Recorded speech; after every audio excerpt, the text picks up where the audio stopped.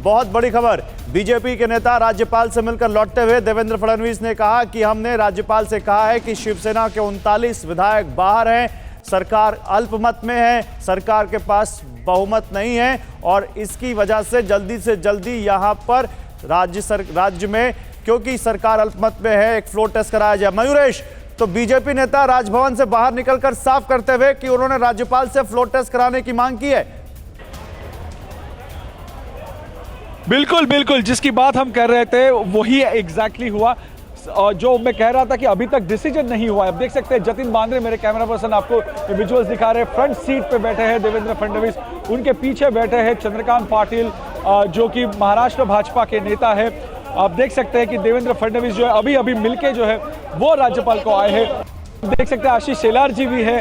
तो ये पूरा हम कहें तो डेलीगेशन जो था बीजेपी का पहली गाड़ी में गए हैं। अब दूसरी जो बात हम बार बार कह रहे थे कि कंफर्मेशन जो है वो नहीं है।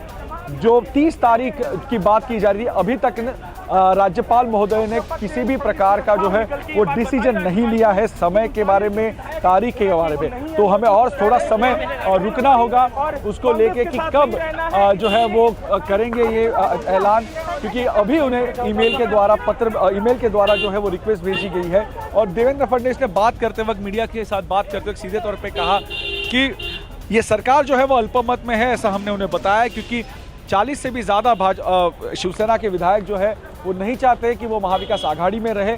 और हमने पूरी पॉलिटिकल सिनारियो फिलहाल क्या है, राजनीतिक परिस्थिति क्या है महाराष्ट्र की, उसको लेके एक खत लिखा है और कहा है कि आप महाविकास आघाड़ी सरकार को अपना जो है वो मताधिक्य जिसे कहते हैं, या हम कहें फ्लोर टेस्ट का सामना करने के लिए कहिए, ऐसा कहा है। ठीक है, अब रहिए हमारे साथ आशीष भी हमारे साथ गुवाहाटी से। तो आशीष, देखिए बीजेपी नेता बाहर आते हुए और कहते हुए कि हमने राज्यपाल से फ्लोर टेस्ट कराने की मांग की है और अब बॉल राज्यपाल के कोर्ट में है कि वो अगला फैसला क्या लेते हैं, क्योंकि फडणवीस तो ये कह रहे हैं कि अभी तक राज्यपाल ने कोई निर्णय नहीं लिया है, यानी अभी हो सकता है कि कुछ और दिन विधायकों को गुवाहाटी में ही रहना पड़े।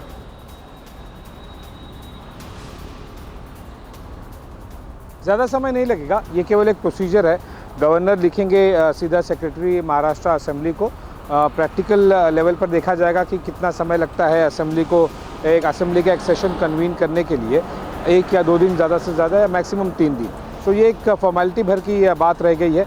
लेकिन फडणवीस ने महाराष्ट्र बीजेपी का ये दावा ठोकना कि अब राज्यपाल से वो रिक्वेस्ट कर रहे हैं कि अब फ्लोर टेस्ट कर लिया जाए, ये एक नया स्कीम ऑफ थिंग्स है। क्योंकि एकनाथ शिंदे से उम्मीद की जा रही थी कि वो जाएंगे और वो सरकार को समर्थन का क्योंकि पत्र उन्होंने सुप्रीम कोर्ट में लिखा था, तो ये उम्मीद की जा रही थी कि एकनाथ शिंदे का गुट जो है वो कहेगा राज्यपाल को ये बात। लेकिन अब देवेंद्र फडणवीस ही पहुंच गए हैं, यानी कि उन्होंने सारी कानूनी प्रक्रिया पूरी कर ली है। 2 या 3 दिन ज़्यादा से ज़्यादा। और ये तो एक बात और दोहरा दूं कि जिस तो वही है आशीष, नाम भले ही अलग अलग उस ही दिन भले ही सुबह जल्दी जाएंगे, लेकिन गुवाहाटी में जो एमएलएज हैं वो शिंदे गुट और बीजेपी रिस्क बिल्कुल नहीं लेगा कि उन्हें कुछ घंटे के लिए भी मुंबई में कहीं और रखा जाए। गुवाहाटी से सीधा वो लैंड करेंगे और सीधे वो महाराष्ट्र असेंबली ही जाएंगे। आशीष, ऑन अ लाइटर नोट, गुट तो वही है, चाहे नाम अलग अलग हो, चाहे शिंदे हो चाहे फडणवीस हो। चलिए देखिए, लेकिन इस वक्त देवेंद्र फडणवीस ने आज राज्यपाल से मुलाकात की है और उन्होंने कहा है कि हमने फ्लोर टेस्ट कराने की मांग की है। सुनिए क्या कहा उन्होंने।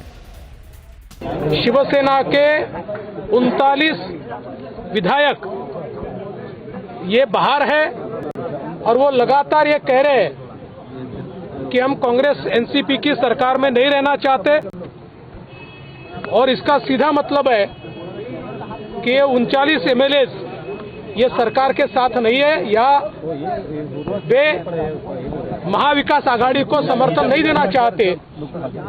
और इसलिए हमने राज्यपाल जी को कहा है कि चूंकि सरकार अल्पमत में दिखाई पड़ती है, इसलिए तुरंत सरकार को आप निर्देश दें, मुख्यमंत्री को निर्देश दें कि माननीय मुख्यमंत्री जी फ्लोर टेस्ट करें और अपना बहुमत सिद्ध करें। तो यहां साफ कहते हुए देवेंद्र फडणवीस की हमने राज्यपाल से मांग की कि फ्लोर टेस्ट कराया जाए, जहां पर माननीय मुख्यमंत्री उद्धव ठाकरे अपना बहुमत सिद्ध करें। यानी वो कह रहे हैं कि उनके पास बहुमत नहीं है, इसलिए यहां पर अब दूध का दूध पानी का पानी होना चाहिए। कितनी संभावना है मयूरेश, कितनी संभावना है कि अब यहां पर अगले 1-2 दिन में राज्यपाल फ्लोर टेस्ट करने के लिए बोल दें? नहीं, बिल्कुल संभावना उसकी तो है, क्योंकि यही अल्टीमेट प्रोसेस है। क्योंकि डायरेक्टली तो वो कह नहीं सकते कि आप रिजाइन कर दीजिए, आपके पास नहीं है।